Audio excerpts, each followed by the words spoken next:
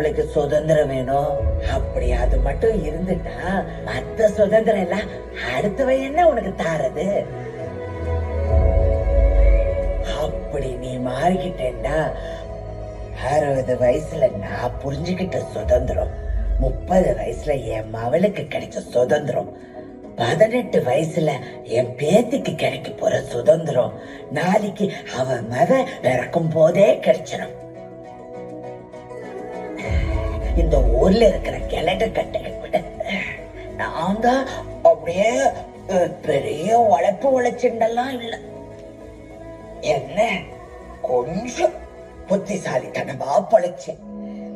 அதனாலதான் இந்த ஊர்ல பொம்பளை பேர்ல இருக்கிற ஒரே வீடு இத.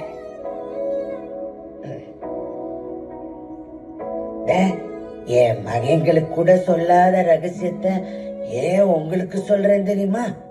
இந்த படைக்க காக்க அழிக்கண்டு அத்தனைக்கும் ஆம்பளைய கும்பிட சொன்னவன் கூட பணத்துக்கும் படிப்புக்கும் பொம்பளைய தாண்டி காட்டி கும்பிட சொன்ன. ஏன்னா 600 நம்மாலதான் முடியும்னு அந்த ஆம்பளைக்கே தெரியும். நகைக்காகவே இருந்தாலும் எனக்காக நீங்க ஒவ்வொருத்தையும் நேர்த்தி கடை செஞ்சு எனக்கு உடுத்து சீலை மாத்தி என் மவ செய்ய வேண்டியதெல்லாம் நீங்களும் செஞ்சு என்னைய காப்பாத்தி இந்த வீட்டுக்குள்ள வர வச்சதாலேயும் என் மயங்க என்னால கடன்பட்டு போனதாலேயும் இப்ப இத 4 சரி பங்கா பிரிச்சு தாரேன். இந்த பொம்பளை வாயடிச்சா மட்டும் பத்தாது, பொழைச்சு காட்டணும்டி. வந்துடு.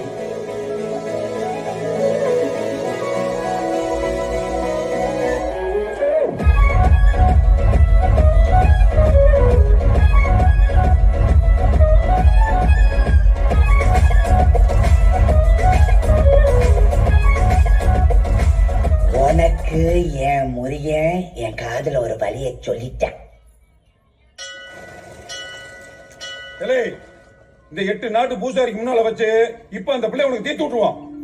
ஓ மயன் அந்த பிள்ளைக்கு தான் வளருவான். ஏமா வைக்கல மூச்சு தாலியை கட்டி கொடுமா.